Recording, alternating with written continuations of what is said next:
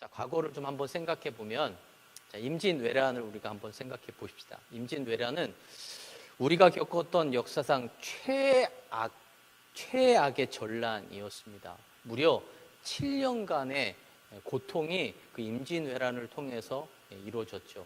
그 임진왜란에서 그나마 이 임진왜란을 잘 막을 수 있었던 비결이 바로 이 유성룡이라고 하는 분이 있으셔서 그나마 우리가 이 임진왜란 때 왜 일본에게 나라를 빼앗기지 않은 아주 유일한 비책이었습니다. 사진이 있는데 그렇죠. 저분이 재상 서해 유성룡이라고 하시는 분입니다. 이분은 워낙 재상으로서도 훌륭하지만 군사 행정력까지도 완전히 갖춘 사람 가운데 한 사람입니다. 그래서 많은 인재들을 뽑아서 착출해서 이 임진왜란을 막게 했다는 거죠. 그 가운데 우리가 잘 알고 있는 분이 권율, 이순신 장군이 이 유성룡 씨에 의해서 착출돼서 임진왜란을 그나마 이런 분들 때문에 잘 막게 됐다는 것입니다. 이 유성룡 분은 물론 전쟁 때도 유명하고 또 많은 사람들에게 귀감이 됐지만 전쟁 이후에 더 많은 사람들에게 귀감이 되는 그런 인물 가운데 한 사람입니다. 그 이유는 전쟁 이후에 여러 군대를 돌아다니면서 피폐해진 나라를 바라보면서 이 전란 때문에 이렇게 많은 부분들이 피폐해졌구나라는 생각을 가지면서 왜 이런 전쟁이 일어났는지, 또 어떻게 이 전쟁 가운데 우리가 무엇을 잘못했는지, 어떤 부분으로 인해서 이렇게 힘들고 어려운 상황이 초래됐는지, 이 모든 것들에 대한 것을 일명 분석을 했다는 거죠. 분석을 하고, 그리고 난 후에 이 분석이 끝마치고 난 후에 우리가 다시는 이런 전쟁에서 이런 아픔을 겪지 말자라는 의미를 가지고 책을 하나 썼습니다. 그게 바로 조선 징비록이라고 하는 책입니다. 물론 처음에 저 책은 아니었습니다. 저거는 일본에서 다시 자신의 나라에 맞도록 16권으로 쫙 만들어 놓은 징비록이 사진에 있는 모양이고요. 원래 조선의 징비록은 한 권으로 되어 있습니다. 그 징비록을 딱 기록을 하고 거기 징비록 서문에 자신의 생각을 다음과 같이 밝히고 있는데 그 내용을 잠깐 읽어드릴게요. 시경에 이르기를 지난 일을 경계하여 앞으로 후환이 생기지 않도록 대비한다고 하였으니 이것이 내가 징비록을 지은 까닭이다. 나처럼 보잘것없는 사람이 어려운 시기에 중대한 임무를 맡아 나라가 위태롭게 쓰러지는 형편인데도 제대로 일으켜 세우지 못하였으니 그 죄는 죽어도 용서받지 못할 것이다. 너무 겸손하게 썼죠. 원래 이 유성룡 씨에 의해서 그나마 우리나라를 지킬 수가 있었음에도 불구하고 자신 스스로를 용서하지 못한다라고 서문에 기록을 하고 있습니다. 그러면서 왜 이런 전쟁이 일어났는지, 또 이 전쟁을 통해서 우리가 무엇을 잘못했고 왜 이 전쟁을 제대로 준비하지 않아서 이렇게 어렵고 험난한 길을 갔는지에 대해서 쭉 나열을 했단 말이죠. 근데 정말 역설적인 것은 뭐냐면 이렇게 쓴 책이 사후, 그러니까 유성룡 씨가 죽고 난 후에 자취를 감춰버렸습니다. 아예 조선 자체에서 이 책을 찾아볼 수가 없었다는 거죠. 왜 그랬을까요? 원래 대부분이 과거의 잘못을 자꾸 들춰내려고 하지 않는다는 거예요. 자꾸 보려고 하지 않는다는 겁니다. 왜요? 아프니까 그렇습니다. 보다 보면 그때 일이 생각이 나고 그런 아픔들이 생각이 나기 때문에 정작 과거를 들추려내지 않으려고 한다는 거죠. 그래서 유성룡 씨가 죽으면서 자연적으로 이 징비록 자체도 사람들에게서 다 잊혀지고 지워졌다는 것입니다. 그런데 이 책이 역사의 전면에 부각된 것은 1712년입니다. 우리나라의 조선의 이 사신들이 일본 오사카에 가서 그 광대한 산업들을 바라보면서 너무 놀랍고 기겁을 하고 있는 상황 가운데 한 서점에, 그러니까 책방이죠. 지금은 서점이나 그 책방에 사람들이 쫙 줄을 서 있는 거예요. 뭘 하기 위해서요? 책을 사기 위해서. 도대체 어떤 책을 사려고 저렇게 줄을 서 있나? 우리 이 사신들이 줄을 서가지고 기다렸다가 그 책을 샀는데 놀랍게 그게 조선의 징비록이었다는 것입니다. 그래서 어떻게 이 징비록이 지금 여기에서 팔리게 됐냐? 1695년에 일본 교토에서 이 조선의 징비록을 얻어서 그것을 번역해서 출판을 했어요. 그러면서 많은 사람들이 삽시간에 그 징비록을 읽으면서 이게 아주 폭발적인 인기를 받게 됐다는 것이죠. 왜 이렇게까지 인기를 얻었느냐? 그것은 이 일본이 이 임진왜란을 그토록 통분히 여겼다는 것입니다.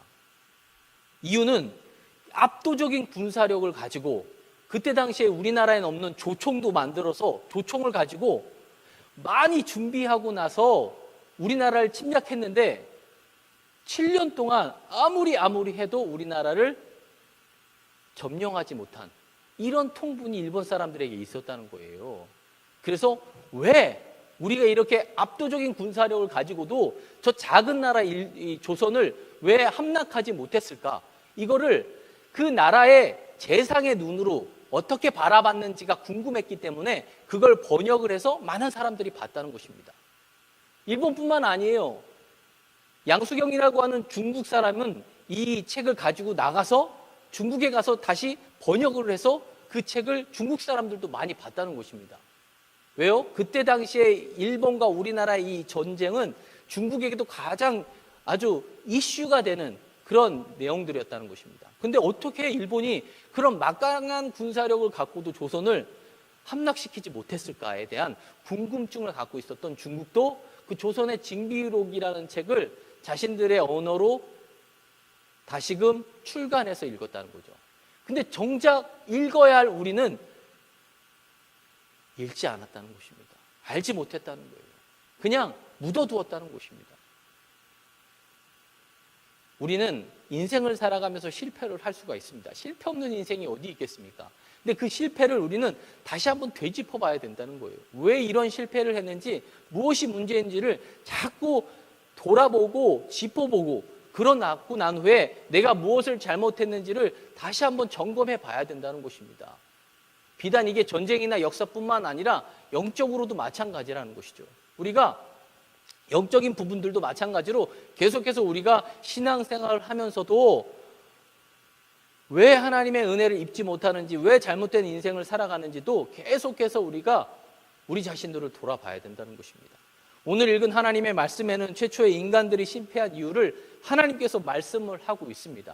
아담에게 또 아담의 자손들에게 하나님의 말씀을 주고 그 말씀대로 실천하는 삶을 살고자 했지만 아담과 그의 후손들은 그 하나님의 말씀을 순종하는 데 실패해서 하나님은 그들을 홍수로 심판해 버리셨습니다.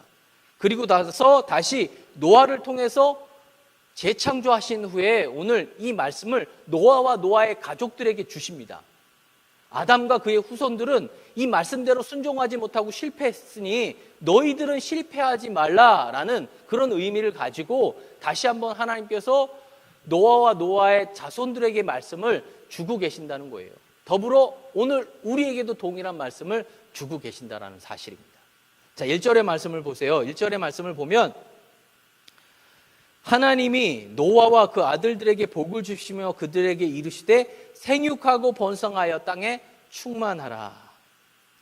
이 말씀은 노아가 노아의 가족들과 방주에 있다가 나와서 그리고 그들이 제일 먼저 했었던 게 바로 예배를 드리는 일이었습니다. 하고 싶은 일들이 얼마나 많았겠어요. 그럼에도 불구하고 가장 먼저 하나님 앞에 예배를 드렸다는 것입니다. 그렇게 예배를 드리고 시작하는 노아와 노아 가족들에게 하나님은 오늘 1절의 말씀을 주시면서 세 가지를 강조하고 있어요. 우리가 이 말씀은 어디에서 봤어요? 창세기 1장 28절에서 동일한 말씀으로 봤습니다.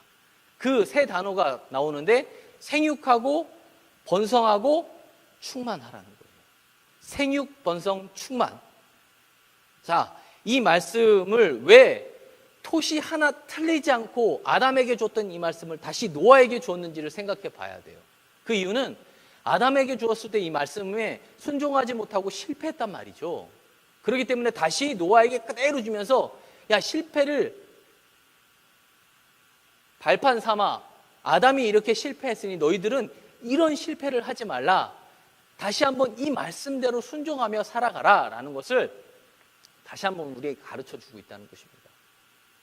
자, 아담이 실패한 이유가 뭐예요?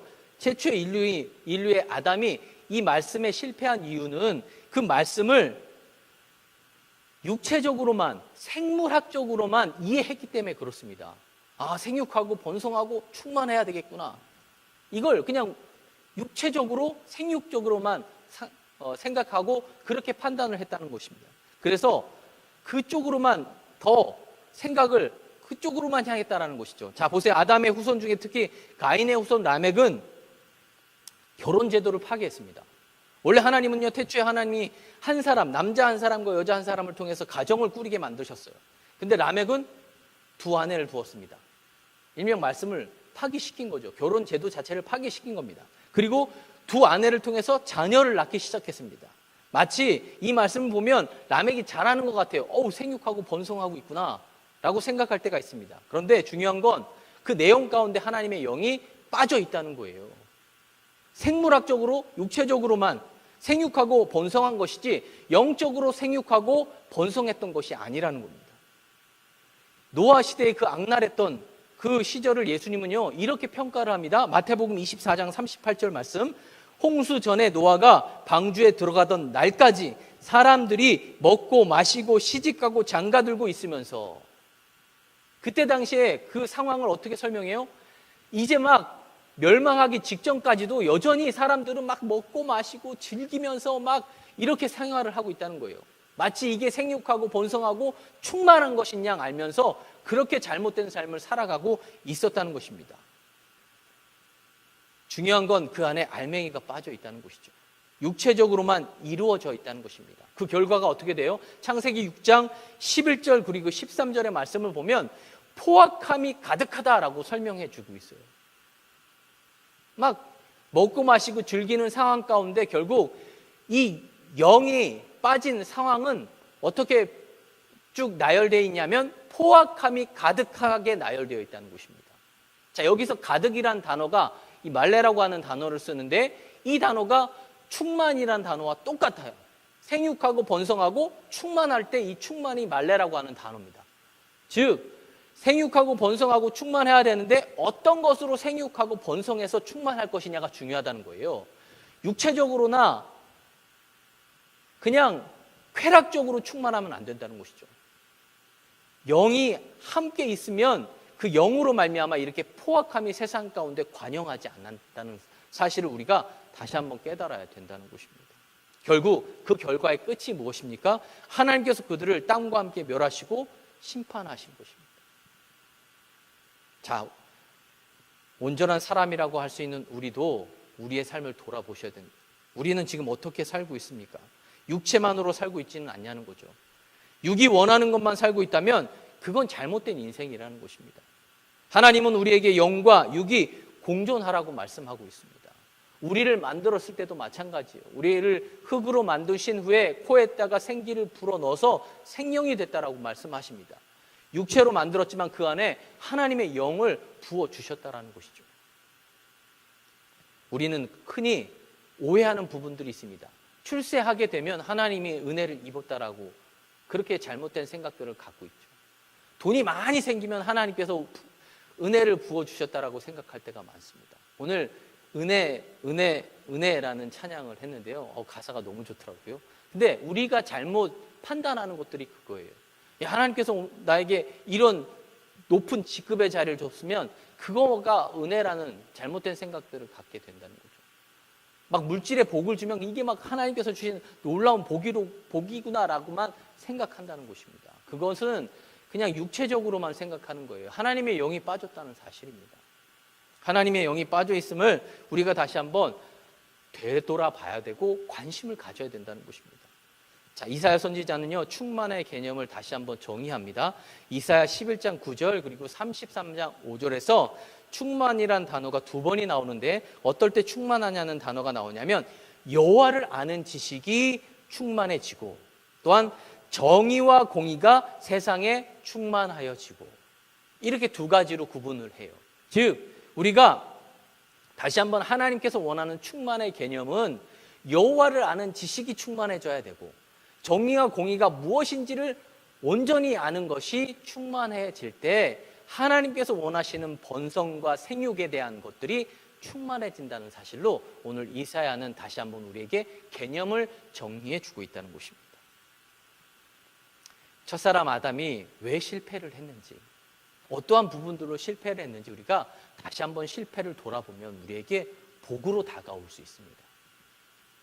그러므로 말미암아 노아가 그 하나님의 말씀에 순종하며 복을 누렸던 것처럼 다시 한번 우리가 오늘 우리에게 주시는 이 하나님의 말씀을 통해서 우리는 하나님 앞에 무엇을 잘못 살아가고 있는지 다시 한번 점검하시고 그 실패에서 복으로 넘어갈 수 있는 그런 여러분들의 삶이 되시기를 주님의 이름으로 축원합니다. 두 번째 또한 하나님께서 노아와 노아 가족들에게 의미 있는 말씀을 하시죠. 자, 그들이 방주에서 나와서 세상의 모든 것들이 다 쓸어가 버렸습니다. 일단 먹을 것이 없어요. 그때 당시에 아무리 좋은 씨를 뿌려도 그 씨가 자라서 나무의 열매를 맺기 위해서는 한참 동안의 시간이 걸린단 말이죠. 그래서 하나님은 이 노아에게 육식을 허용하셨습니다. 짐승을 먹으라고 말씀하셨어요. 그런데 짐승은 먹어도 되는데 그런 상황 가운데 한 가지 아주 중요한 단서를 하나 달죠. 4절과 5절의 말씀에 보면 피채 먹지 말라고 합니다. 피는 곧 생명이기 때문에 피는 구별해 놓고 그리고 육식을 허용했다라는 거죠. 또한 이 짐승에게도 생명이 분명히 있기 때문에 그 피 안에는 생명이 있으니 그 생명을 좀 소중히 다루라라고 얘기하고 있습니다. 비단 짐승뿐만 아니라 사람의 생명을 해하는 것조차도 하나님은 원하지 않으셨다는 거예요. 왜요? 하나님이 하나님의 형상대로 사람을 만드셨기 때문에 그렇습니다. 우리 모두에게는 하나님의 형상이 있는 거예요. 그렇기 때문에 우리는 하나님의 형상대로 사람들을 바라봐야 된다는 것입니다. 자, 6절을 보면 6절의 말씀에 이렇게 말씀합니다. 다른 사람의 피를 흘리면 그 사람의 피도 흘릴 것이니 이는 하나님이 자기 형상대로 사람을 지으셨음이니라. 자, 여기서 흘리다라는 단어가 나오는데 이게 히브리어로 이 쇼펙트라고 하는 단어예요. 원어는 샤파트라고 하는 단어인데 이 쇼펙트라고 하는 단어는 현재 분사를 사용했습니다. 제 히브리 강의를 하는 건 아니고요. 현재 분사를 사용했는데 왜 현재 분사를 사용하느냐? 이 현재 분사를 이 히브리 사람들이 사용할 때는 현장감 있는 표현을 할 때, 그럴 때 이 현재 분사를 쓰고 있어요. 즉 지금 사람의 피를 흘리는 것을 현장감 있게 설명해 주기 위해서 쇼펙트라고 하는 단어를, 흘리다라는 단어를 쓰고 있단 말이에요. 근데 왜 이런 단어를 쓰고 있느냐? 하나님께서 아담이 돌을 들어서 아담의 아들 가인이 돌을 들어서 아벨을 쳐 죽일 때 그때 그 현장에 하나님께서 있으셨단 말이에요. 그 아벨이 피를 흘리는 그 장면을 목격했다는 겁니다. 그래서 이것은 범죄라고 확신하고 이러한 삶을 살지 말라고 다시 한번 이 6절의 말씀을 통해서 피를 흘리는 일은 하지 말라고 다시 한번 강조해서 말씀을 하시는 거예요.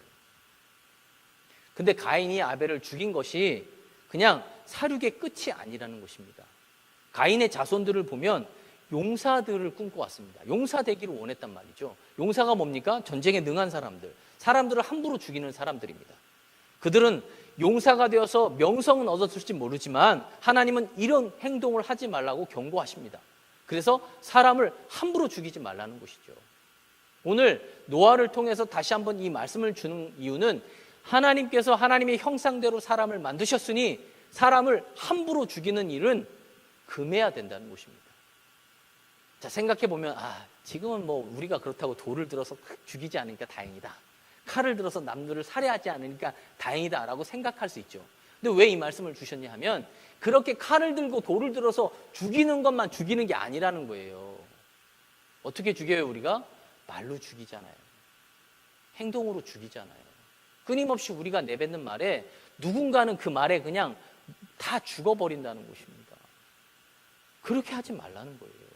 단순히 돌을 들어서 죽이지 말고 칼을 들어 죽이지 말라는 게 아니라 아담의 후손들이 이렇게 하나님의 말씀에 실패했으니 너희들은 하나님의 형상이라는 사실을 인지하고 한 사람 한 사람을 대할 때 소중하게 대해야 된다는 거예요.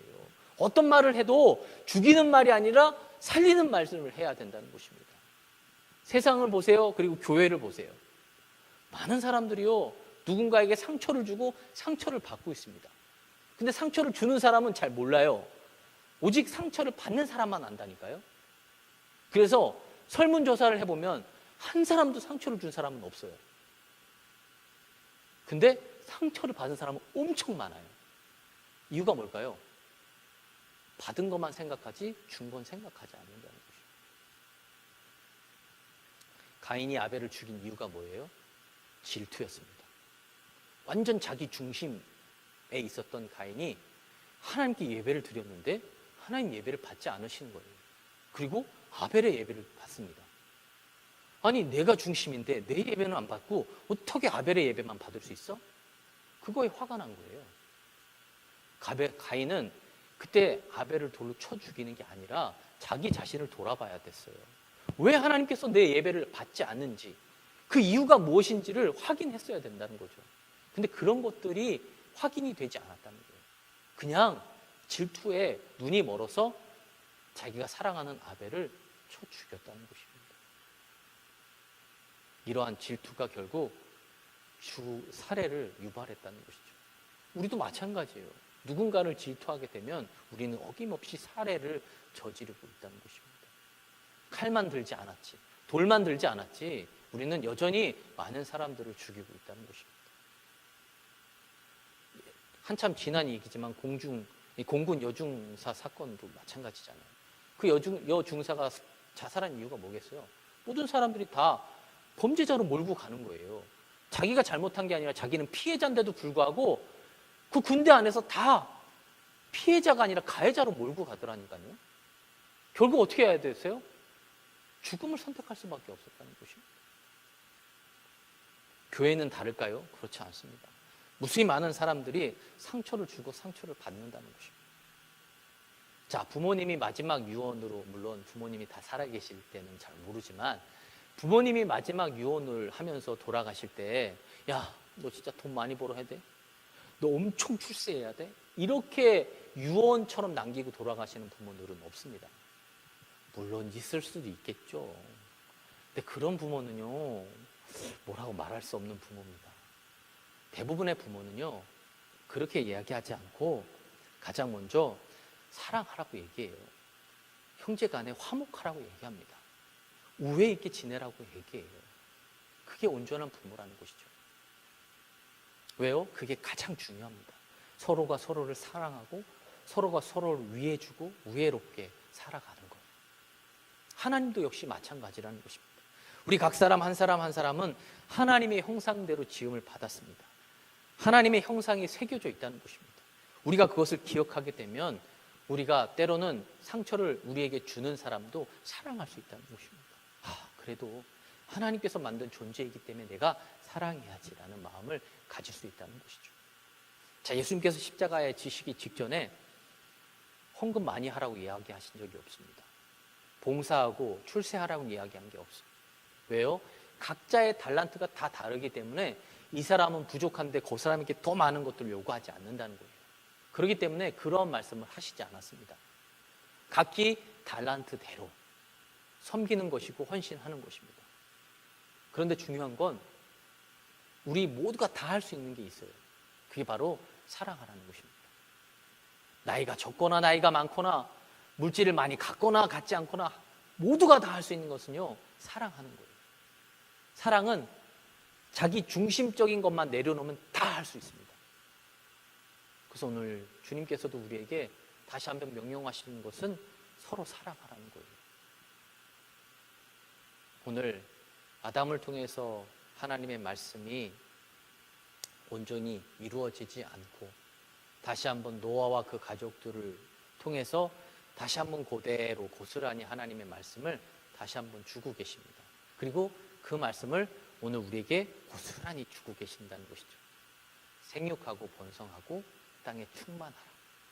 다시 한번 우리가 어떠한 것들이 실패의 근원이 됐는지를 돌아보시고 그 실패한 부분들을 우리는 절대 실패하지 않고 하나님의 말씀대로 순종하고 나아가게 되면, 특별히 서로 사랑하는 그 마음을 가지고 나아가게 되면 우리는 그 실패의 인생 가운데서 복을 누릴 수 있는 삶을 살아갈 수 있음을 기억하시고 다시 한번 성공의 인생을 온전히 나아갈 수 있는 여러분들의 삶이 되시기를 주님의 이름으로 축원합니다.